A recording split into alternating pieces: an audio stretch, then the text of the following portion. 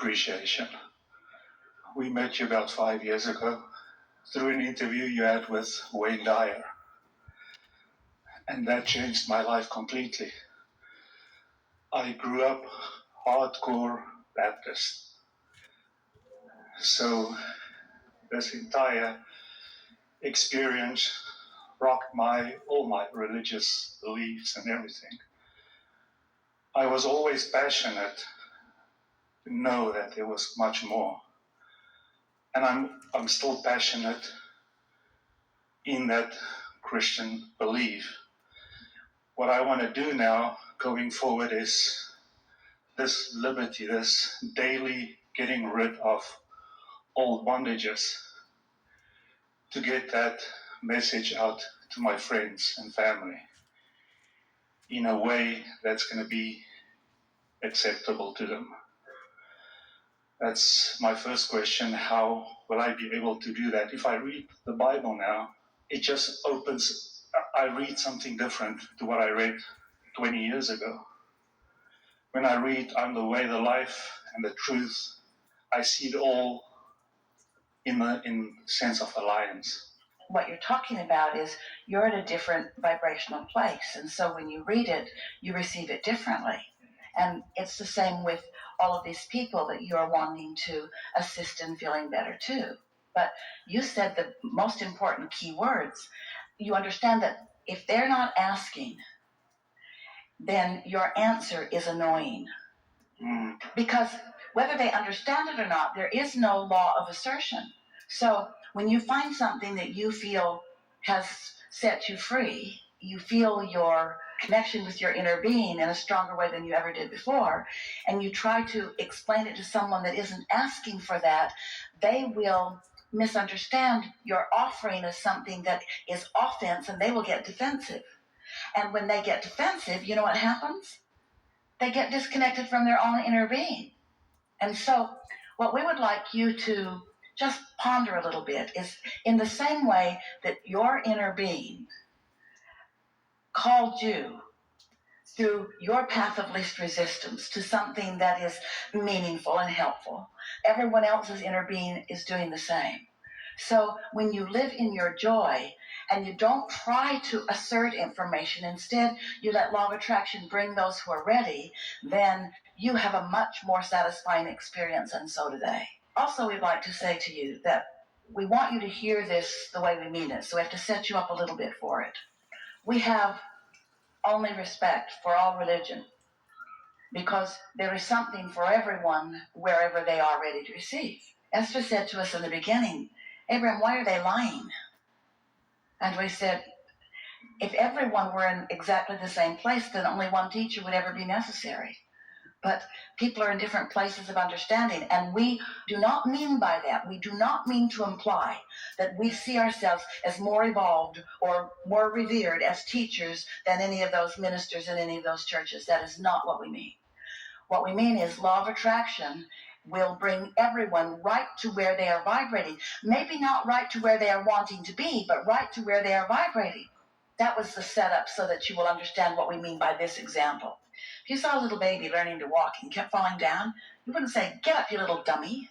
You would understand that he's finding his balance, and that's what so much of your early life does for you. In other words, so many people that find themselves in religions are there because their parents and their parents before and their parents before and their parents before were. It's easy to understand why, but there is value everywhere. And most of the value that comes, people want to talk about their children in school, and we like to interchange or exchange the word school with prison on a regular basis because they have so many similar characteristics. And religions are a little bit that way too.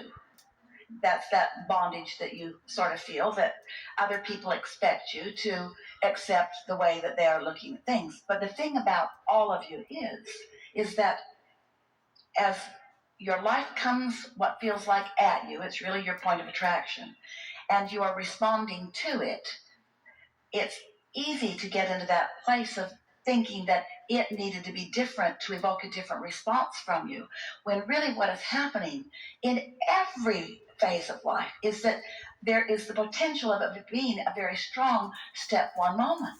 What humans misunderstand about what they call God, about what we call source, about what we call life, about what we call the universe, is humans, for the most part, especially those who are involved in religion and believe that they must stay right there. We don't want you to stay right here either. I want you to get out and do what you know to do. They, in a pretty regular basis, feel like they are under some obligation from before to be there. And this is the most important thing that they think that is a flawed premise. They think that God is perfect and complete, and that they are here as sinners and incomplete to prove their worthiness to something that has already got it all figured out. And instead, what is really going on is that humans are magnificent extensions of this source energy. And through their leading edge exposure to life, they're coming to new awarenesses and new desires, so that all of that, if you want to call it religion, must be moving forward. It's expanding. So even sacred texts, and there are so many that are regarded that on your planet, must be understood as still evolving.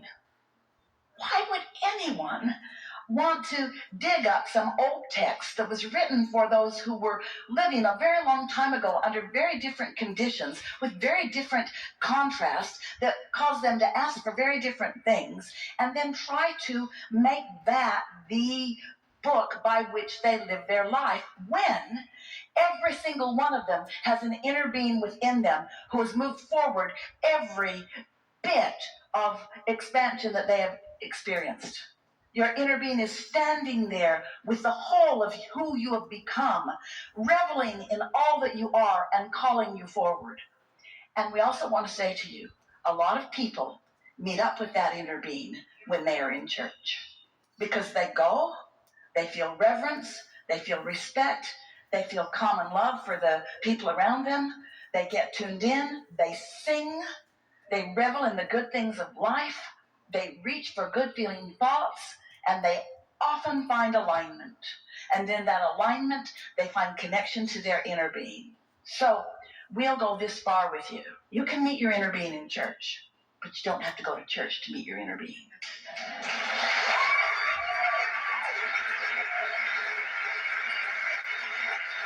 And why nitpick where people are meeting up with who they are? See? But we know what you're getting at to this extent. Sometimes people, in their fear, gather together in clusters and become obnoxious. And then they want to boss you around and tell you what you should do. They want to replace your guidance system with them, with their old stale texts, with their own old stuff. And that doesn't resonate with you either. But you can't just take a whole concept and say, all bad.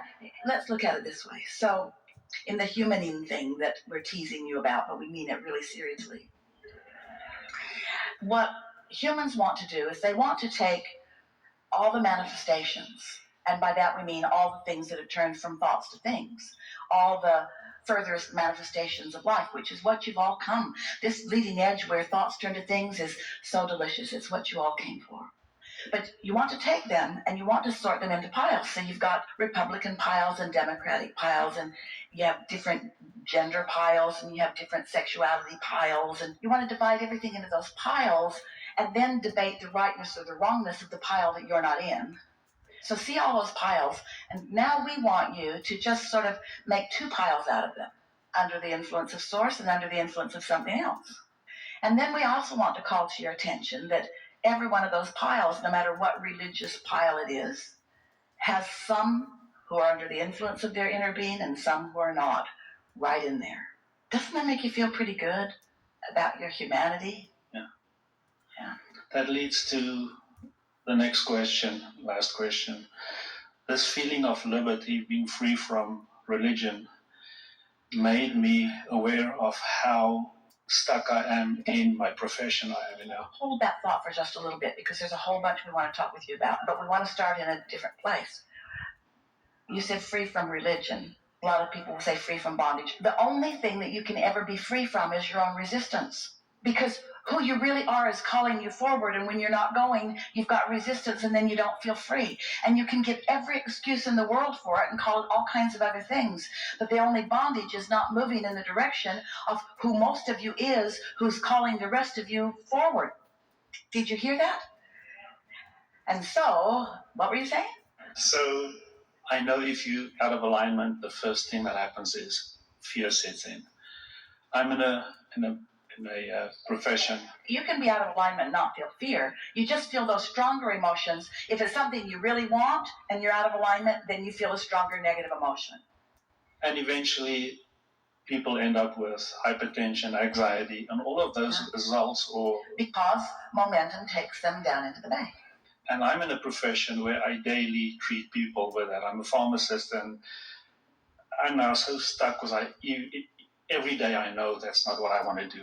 The more I do it, the more I know I don't want to do it. But hear this. You also don't want to say, get up, you little dummy. I know. You also want to say, that's where they are, and that's their path of least resistance for right now. Don't you have to meet people where they are? But I want to think about myself. I want to get out of that profession. I so want to do what I want to do. Yeah. And that is to lead them to liberty, show them about being in alignment. You know what? You can do both. You can stay right where you are and get yourself into alignment on a really regular basis. You see, your inner being knows where you are in relationship to everything you want and knows the path of least resistance to get you there. Knows your path of least resistance. Hear what that means. Your inner being knows all your limiting beliefs and all the thoughts that are in your way that are making it more difficult for you to get to where you want to go. But because your inner being knows where all of them are, your inner being can call you on your path of least resistance. Your inner being isn't saying, get rid of all the resistance and then we'll have a talk. Your inner being is saying, we know what you want and we're calling you there. And it's a joyful journey as your thoughts turn to things. So don't make it the big deal that you're making it. Just enjoy your journey. Yes?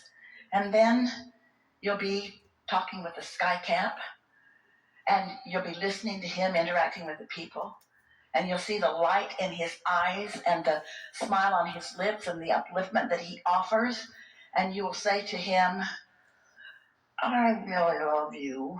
Maybe you don't want to say that out loud, but Esther does. Do you have any idea how many you're lighting up just by standing here and being who you are? And he might say, well, I hope to write a book. And Esther would want to say, do it, but what could be better than this? Hundreds of people coming through your experience on an hourly basis, and you just standing there in all your exhilaration about life and feeling good with each and every person that comes through your experience. There's just not greater upliftment than that. It does not matter what you're doing, it only matters how you're feeling when you're doing it. Because how you're feeling when you're doing it is an indication of how much of you is present. And when more of you is present, the leverage of alignment, one who's connected to source energy is more powerful than millions who are not, you see. So it's not what you're doing or how you're going about it, it's how you feel whenever you're doing whatever it is that you're doing. You wanted something that was a good living. You wanted something that was reliable and dependable. You wanted something that would be helpful to people. You've got all those things. Now, just like every creation, once you've created something, you don't stop creating it. You continue to add more to it. So you're adding more nuances to what you want. And we're not suggesting that you should stay right there forevermore. But we're just saying you can't get to where you want to go by trying to get away from where you are. Because trying to leave one place puts you in resistance and won't let you go to another place. You have to love the best things about where you are, which opens the doors to even better. Yeah. Thank you. All my